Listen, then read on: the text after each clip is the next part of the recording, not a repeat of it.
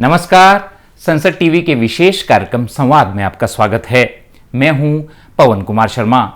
अरुणाचल प्रदेश में आम चुनाव 2024 और विधानसभा के चुनाव शांतिपूर्ण तरीके से संपन्न हो गए हैं। इन चुनावों में क्या क्या खास बातें रहीं, कौन कौन सी चुनौतियां रहीं, इस पर बातचीत के लिए हमारे साथ हैं अरुणाचल प्रदेश के चीफ इलेक्टोरल ऑफिसर पवन कुमार सेन जी। आपका संसद टीवी में बहुत बहुत स्वागत है। मेरा पहला सवाल आपसे यही कि अरुणाचल प्रदेश जो है एक डिफिकल्ट टेरेन है, दूर दराज के फार फ्लंग एरिया है और वहां पे चुनाव करवाना एक बड़ी चुनौती रहती है। इस चुनौती पर कैसे विजय पाई आपने इस बार? अरुणाचल प्रदेश मेरे लिए एक नया टेरेन नहीं है, एक नया एक्सपीरियंस भी नहीं है, क्योंकि 2009 में मैंने यहाँ पर एचडीसी इलेक्शन करवाए हैं, विधानसभा के भी और पार्लियामेंट के भी। उस समय अलग अलग हुआ करते थे, लेकिन एज ए सीईओ इस बार वो सारा जो मेरा अनुभव था वो भी काम आया। और पिछली बार की जो भी 2014 और 2019 में जो यहाँ की तैयारियों में जो खामियां हमें लगी या जो हमको सीख मिल सकती थी, जो अच्छा हमें लगा, उन सब को एक नए सिरे से हमने तैयारियों का एक लेखोजोखा तैयार किया और उस आधार पर हम लोग आगे बढ़े। और एक एक जो हमारे प्लानर के हिसाब से एक एक पॉइंट को हम हमेशा टिक करते रहे। डीसीज और एसपीज के साथ, इवन सेक्टर ऑफिसर्स के साथ, इवन सर्कल ऑफिसर्स के साथ, ट्रेनिंग को लेकर, लॉ एंड ऑर्डर को लेकर और जो कम्युनिकेशन प्लान को लेकर हर बार थीम वाइज हमने काफ़ी मीटिंग्स की, रिव्यू किए, विजिट किए। तो बहुत सुखद पूर्वक एक अनुभव भी रहा उन सब तैयारियों में। उनमें भी कई सारी गलतियां हमसे हुई, उनसे भी हमने सीख ली और पुराना जो अनुभव था वो भी पूरा काम आया। जो अरुणाचल प्रदेश है, दूर दराज का इलाका है और यहाँ पे एक तो जो इलेक्शन प्रोसेस है अपने आप में वहाँ पहुँचना बड़ा मुश्किल रहता है, क्योंकि आपके जितने पोलिंग स्टेशंस हैं उसमें बहुत सारे पोलिंग स्टेशंस, शायद 228 ऐसे पोलिंग स्टेशंस हैं जो बहुत दूर दराज है और जहाँ पे पैदल जाना पड़ता है, ऑन फुट जाना पड़ता है। उसमें से कईयों में तो 2 दिन लगते हैं, 3 दिन लगते हैं, शायद ज़्यादा भी लगते हैं। उसको आपने कैसे किया और आपकी जो पूरी टीम थी वो संभव कर दिखाया आपने? तो हमारे जो 79 ऐसे पोलिंग स्टेशन थे जिनको हमने आइडेंटिफाई किया और जिनमें कम से कम 2 दिन और 3 दिन का हमारा फुट मार्चेस था। वेदर कंडीशंस इस बार जो फोरकास्ट था उसमें हमने देखा कि ऐसी बहुत सारे लोकेशंस हैं जहां पर पैदल चलना भी थोड़ा मुश्किल हो जाएगा। तो वहां हमने इवन 19th के इलेक्शन के लिए 14th को अपनी पहली पार्टी भेजी। करादाद जो डिस्ट्रिक्ट था उसमें हम लोग पिपसोरांग जैसी जगह पे, जहाँ पे पिछली बार हम लोग जो अपनी पोलिंग पार्टीज़ को जब ट्रेस करने लगे तो 22 दिन के बाद वो लौटी थी। तो हमने क्योंकि टेरेन ऐसा था, ब्रिज टूट गए थे और वो वहाँ पर स्टक हो गई थी, तो इस बार हमने बहुत ही मेटिकुलस प्लानिंग करते हुए उनको पहले रवाना किया।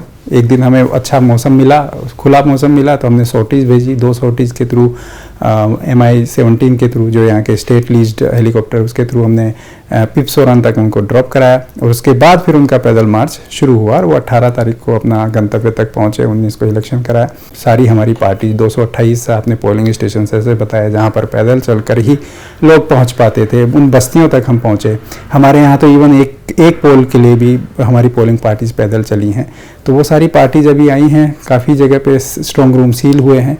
बट मैं बात कर रहा था 2009 में, वही हमें 2009 में जब इलेक्शन मैं तो चाइना बॉर्डर पे इंक्योंग करके अपर सियांग डिस्ट्रिक्ट में जब था, तब 6 दिन बाद हमारे स्ट्रॉन्ग रूम क्लोज हुए।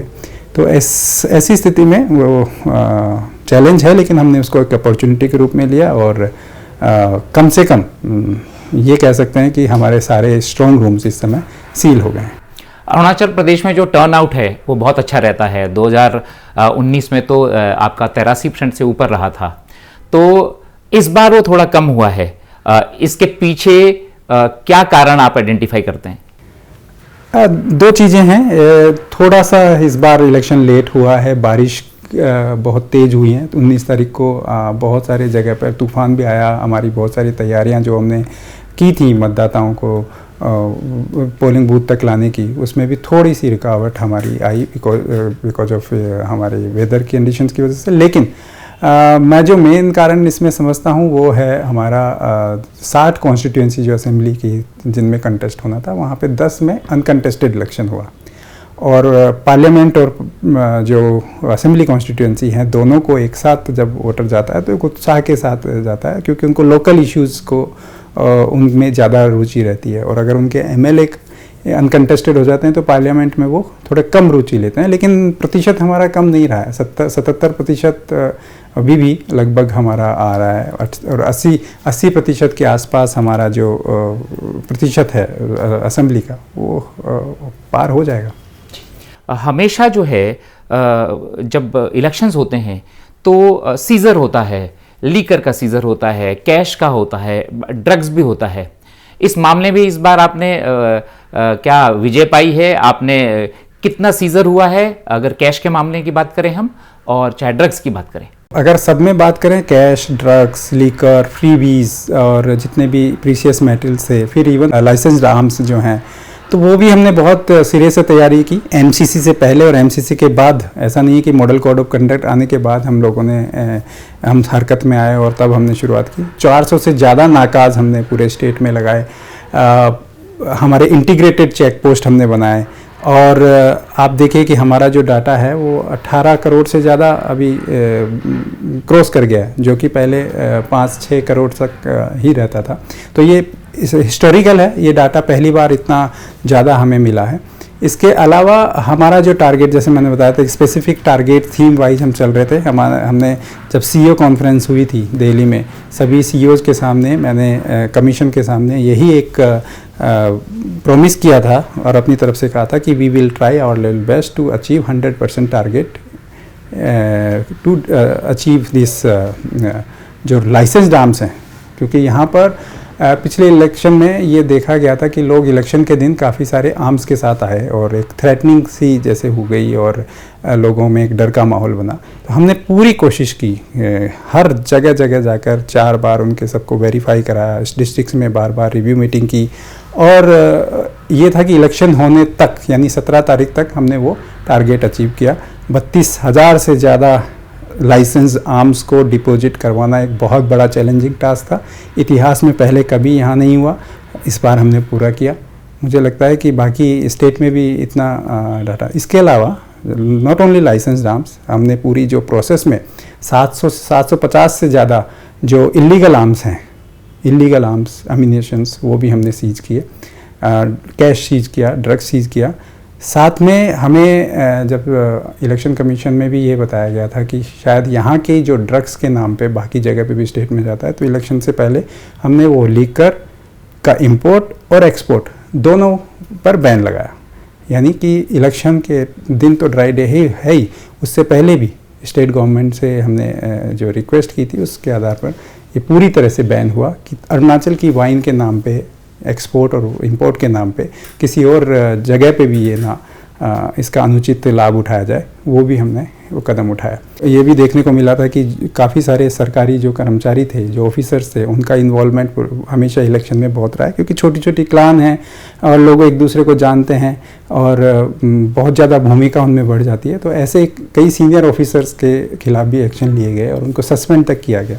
तो मुझे लगता है कि ये पहली बार हुआ और उसका जो व्यापक प्रभाव ये पड़ा कि हमारा जो इलेक्शन होना था वो बड़ा स्मूथ हुआ, peaceful by and large peaceful रहा। लास्ट टाइम में अगर मैं बात करूं, वो 37 रिपोल्स यहाँ कराने पड़े थे, बहुत सारे वायलेंस की घटना थी। बट वायलेंस की घटना अभी हमारे सामने सच जो स्पेशली जब हम रिट्रीवल प्लान ने जो हमने तैयार किया था वो सफल हुआ और एक भी वायलेंस की घटना रिट्रीवल प्लान में हमें देखने को नहीं मिली। अरुणाचल प्रदेश में 26 मेजर ट्राइब्स हैं और फिर सब ट्राइब्स बहुत सारी हैं, और कई ट्राइब्स का जो इतिहास है वो हिंसक रहा है और ड्यूरिंग इलेक्शन प्रोसेस तो उनका जो है वो इन्वॉल्वमेंट कुछ ज़्यादा बढ़ जाता है।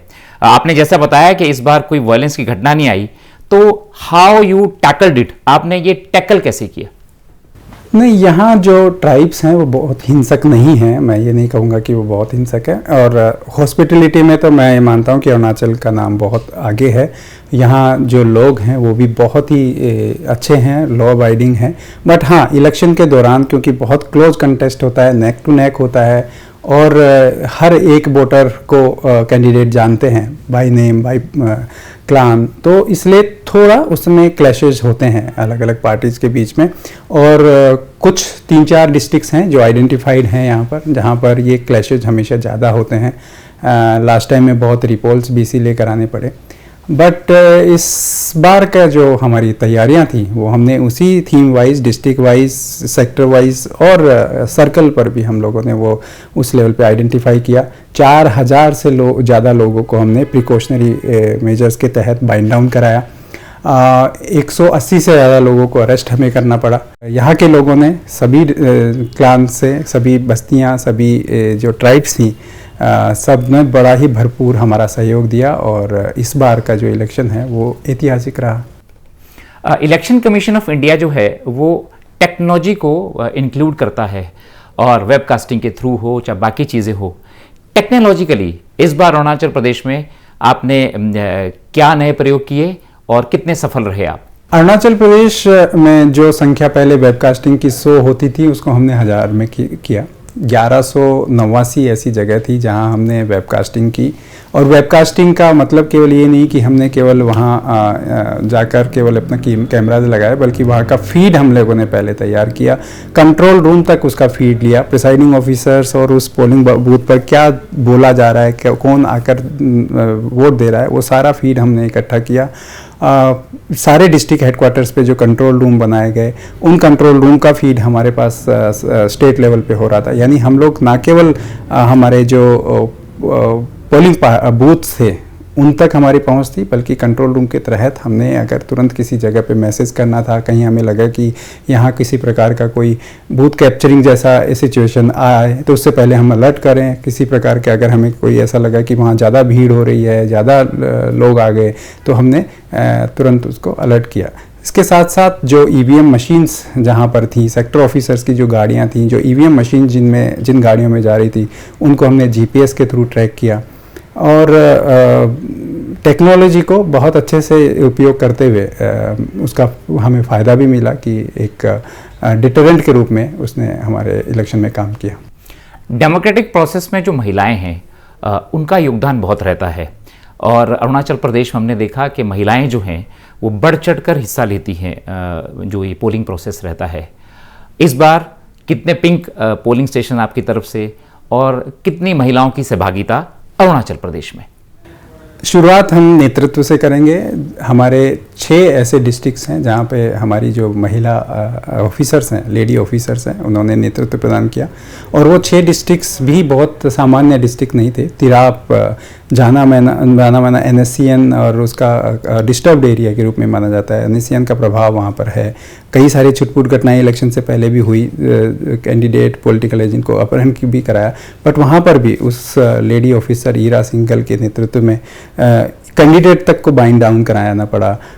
उनको उसी दिन वापस NSCN से छुड़ाकर हमारी पुलिस लेकर आई।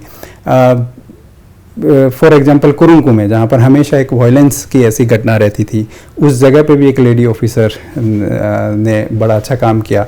और कुरुंगकू में कोलोरियांग, जहाँ पर बहुत रिपोल होते थे, इस बार एक भी रिपोल की घटना वहाँ पर नहीं आई। जो पूरी पार्लियामेंट्री कॉन्स्टिट्यूएंसी है, उसकी जो RO हैं आगे मामू, वो भी एक लेडी ऑफिसर हैं और उन्होंने बड़ा अच्छा नेतृत्व प्रदान किया। उस जगह पे भी कोई रिपोल की घटना, कोई वायलेंस की घटना इस बार हमें ध्यान में नहीं आई। बड़ा ही स्मूथ तरीके से इलेक्शन हुए। अगर बात करूं DC कैपिटल की, बात करूं वेस्ट सियांग में आकृति की जो DC हैं, तो ये फिर for example lower Dibang valley, जहाँ पर DC और SP हमारी आकांक्षा और DC वहाँ पर सौम्या, उन्होंने बड़ा अच्छा काम किया। टोटल अगर अरुणाचल की बात करें तो 162 से ज़्यादा ऐसे पोलिंग बूथ हैं जिनको जो वुमेन मैनेज थे। नॉट ओनली वुमेन मैनेज, बल्कि इवन हमारे 3 ऐसे पोलिंग स्टेशन भी थे जो PWD मैनेज थे।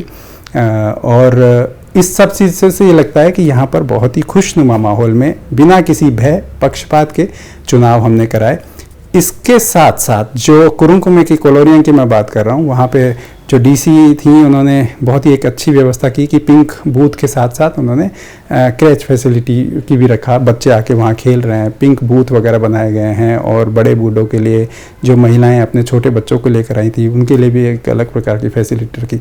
तो जो एरिया वायलेंस के लिए जाना जाता था, जो एरिया डर और पक्षपात के लिए पहले लोग उसका नाम लेते थे, उसमें जब छोटे छोटे बच्चे किलकारियाँ मार रहे हैं, हंसी खुशी के साथ खेल रहे हैं, और महिलाएं वुमेन मैनेज्ड पोलिंग स्टेशंस हैं और महिलाओं की कतार है और बहुत ही सिक्योरिटी के अरेंजमेंट्स किए गए हैं, और रात को जो ईवीएम्स भी वापस आ रही हैं उनमें एक भी वायलेंस का केस नहीं है, तो वो दिखाता है कि इलेक्शन कमीशन की पहुंच उस पर्टिकुलर उस जगह तक पहुंची है जहां हम लोग ये गर्व के साथ कह सकते हैं कि ना किसी भय के, ना किसी पक्षपात के, और बहुत ही स्मूथ कंडक्ट हमने इलेक्शन को कराया। लोकतांत्रिक प्रक्रिया में जब चुनाव होते हैं तो बहुत सारी ह्यूमन रिसोर्स लगता है, चाहे वो कर्मचारी हो राज्य सरकार के, चाहे सिक्योरिटी हो, चाहे पुलिस हो। आपकी तरफ से और ट्रेनिंग भी उनकी सबसे पहले रहती है कि उनको ट्रेन करना है और फिर वो एग्जीक्यूट करना है। वो ट्रेनिंग कैसी रही, कब से तैयारियां, और कितने लोग इन्वॉल्व थे इस पूरे प्रोसेस में? तो अगर पूरे अरुणाचल की बात करें तो 50,000 से ज़्यादा लोग हैं जो पूरे अरुणाचल में पोलिंग प्रोसेस में इन्वॉल्व थे। डीसी जितने हमारे 26 थे, इस बार पहली बार ऐसा हुआ कि दिल्ली में भी उनकी ट्रेनिंग कराई गई। उनके जो ऑफिसर्स थे, जो भी एआरओ, ईआरओ और जो सीओ लेवल पे, ईएसी लेवल पे जितने भी सेक्टर ऑफिसर्स हो गए, सबकी ट्रेनिंग ईटानगर लेवल पे की।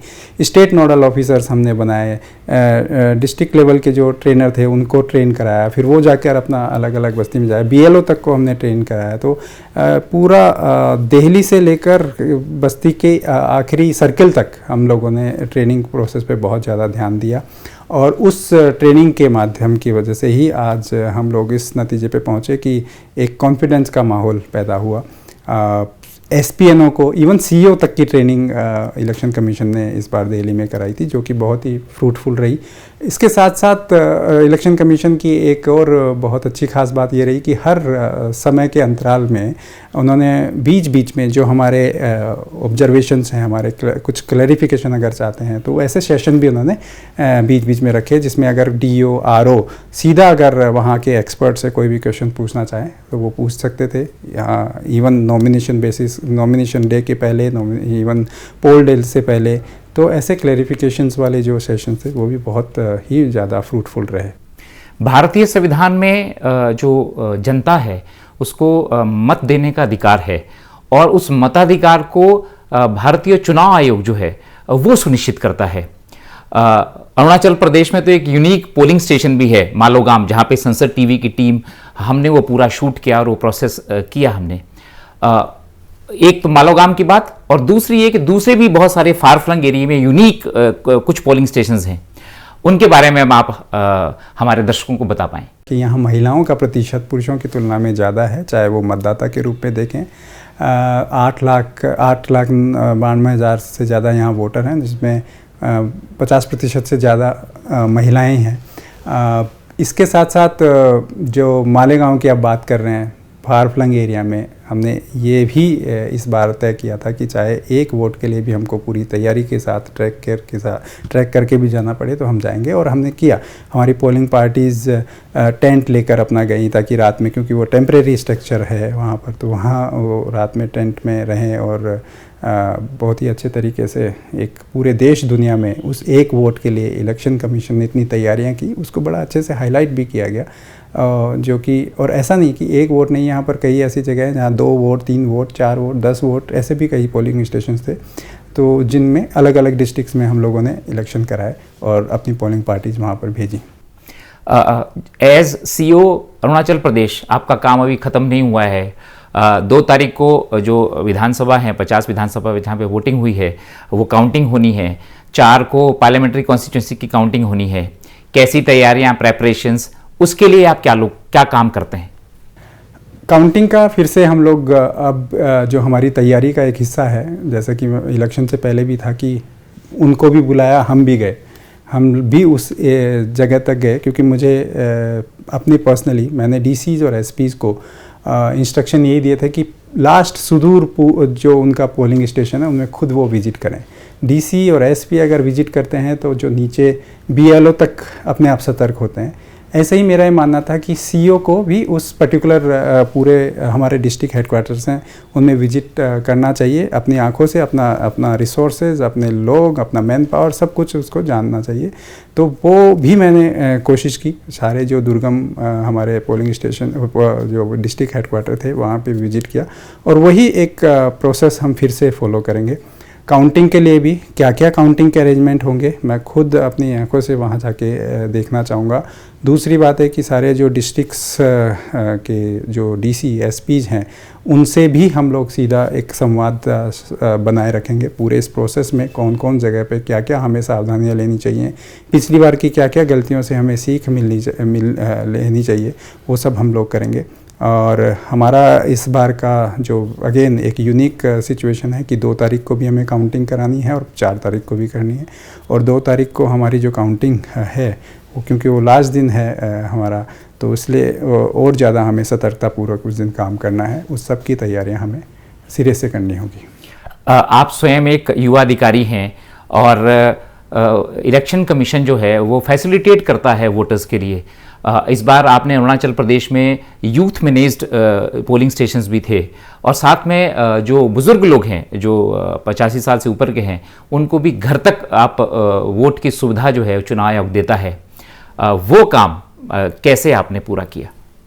तो हम लोगों ने फिर से आइडेंटिफाई किया, सभी डिस्ट्रिक्ट हेडक्वार्टर्स तक हमें इन्फॉर्मेशन थी कि किस किस ने जो 12D के हिसाब से अप्लाई किया है। तो 85 प्लस, क्योंकि यहाँ 100 से संख्या अभी ज़्यादा है, यहाँ के लोग स्वस्थ ज़्यादा रहते हैं, लंबे समय तक जीते हैं, तो 100 की उम्र से भी ज़्यादा ऐसे लोग थे। बड़े आश्चर्य की बात है कि जब उनसे पूछा गया कि आपके घर में हम लोग आकर वोट लेना पसंद करेंगे या आप खुद पोलिंग स्टेशन पे जाना चाहेंगे, तो 19 तारीख की डेट में अगर आप देखेंगे तो कई ऐसे बुजुर्ग हैं, कई ऐसे PWD हमारे मतदाता थे जो खुद पोलिंग स्टेशन पर आकर अपना मत देने में उन्होंने ज़्यादा इच्छा जाहिर की। फिर भी अराउंड 230 जो 85 प्लस और BWD के मतदाता थे वो पार्लियामेंट्री कॉन्स्टिट्यूंसी में वोट दिया, और असेंबली कॉन्स्टिट्यूंसी के लिए 183 जो PWD और 85 प्लस ने वोट दिया, जो कि ये दिखाता है कि हमारी कितनी तत्परता और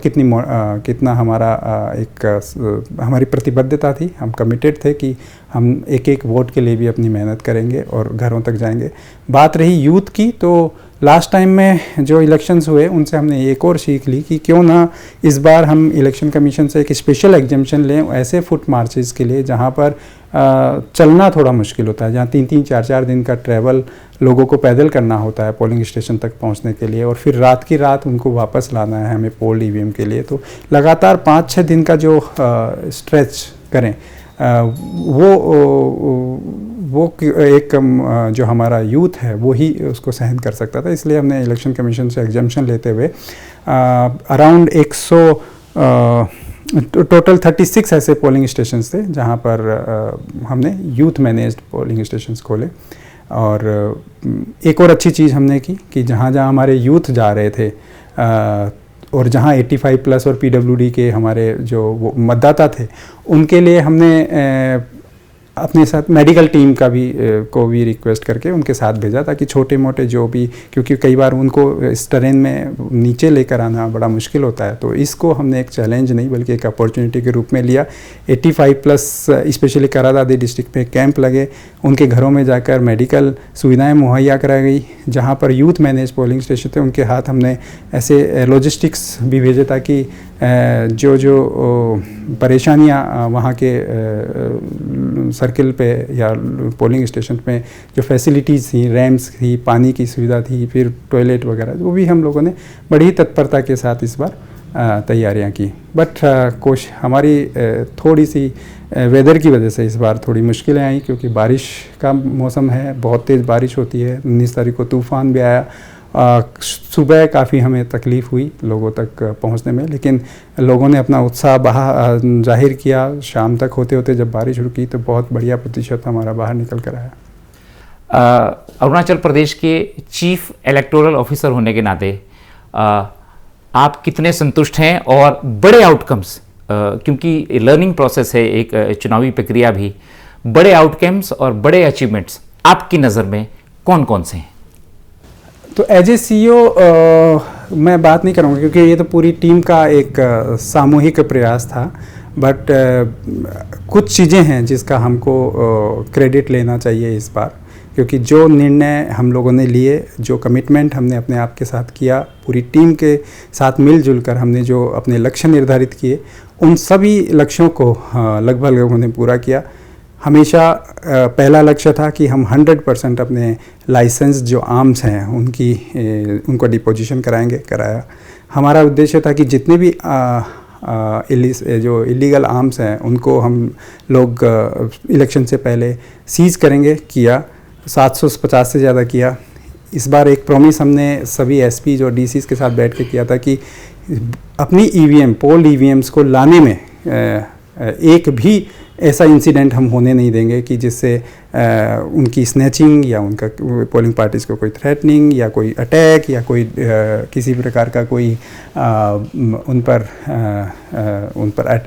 एम्बुश हो, वो हम लोगों ने इस बार नहीं होने दिया। सारी की सारी जो ईवीएम्स हैं, पोल ईवीएम सेफ स्ट्रॉन्ग रूम तक पहुंची और कॉन्वॉय में आई। इसके साथ साथ हमने एक बिना भय और पक्षपात के चुनाव कराने का वो लक्ष्य रखा था। 162 से ज़्यादा पोलिंग स्टेशंस ऐसे टेरेन में महिलाओं द्वारा नेतृत्व करना अपने आप में दिखाता है कि कितना सुखद पूर्वक अनुभव ये रहा है कि महिलाएं भी बाहर आकर उन्होंने अपना नेतृत्व दिया। इसके अलावा प्रिकॉशनरी मेजर्स हमने बहुत ज़्यादा लिए। 4000 से ज़्यादा लोगों को बाइंड डाउन कराया, जो कि एक बहुत बड़ी संख्या है, पिछले समय से भी कई 10 गुना ज़्यादा है। और कई लोगों को अगर हमें अरेस्ट करना था तो हमने अरेस्ट भी किया। शुरू में बाइंड डाउन करने के बाद अगर किसी ने वायलेंस की, NSCN या जो भी हमारे यूजीज के जो इन्फ्लुएंस्ड डिस्ट्रिक्ट्स थे उसमें भी हमने सख्त कार्रवाई की। कैश, ड्रग्स, लीकर सब कुछ इतना सीज किया कि किसी को एक फ्री मूवमेंट इस बार नहीं मिला। और सबसे बड़ा जो सुखद अनुभव मुझे एज ए CEO होता है कि बहुत सारे वीडियोज़ मैंने सोशल मीडिया पे देखे कि जिन्होंने कहा कि हम लोगों को आराम से एक वोट करने को मिला। तमाम व्यस्तताओं के बावजूद आपने संसद टीवी के लिए बातचीत के लिए समय निकाला, आपका बहुत बहुत धन्यवाद। तो अरुणाचल प्रदेश के CEO पवन कुमार सेन जी का कहना है कि तमाम चुनौतियों के बावजूद अरुणाचल प्रदेश में इस बार फ्री एंड फेयर इलेक्शन को सुनिश्चित करने के लिए चुनाव आयोग ने बहुत प्रयास किए और जनता की तरफ से भी उनको भरपूर समर्थन मिला। फिलहाल इस खास पेशकश में मेरे साथ इतना ही। आप देखते रहिए संसद टीवी।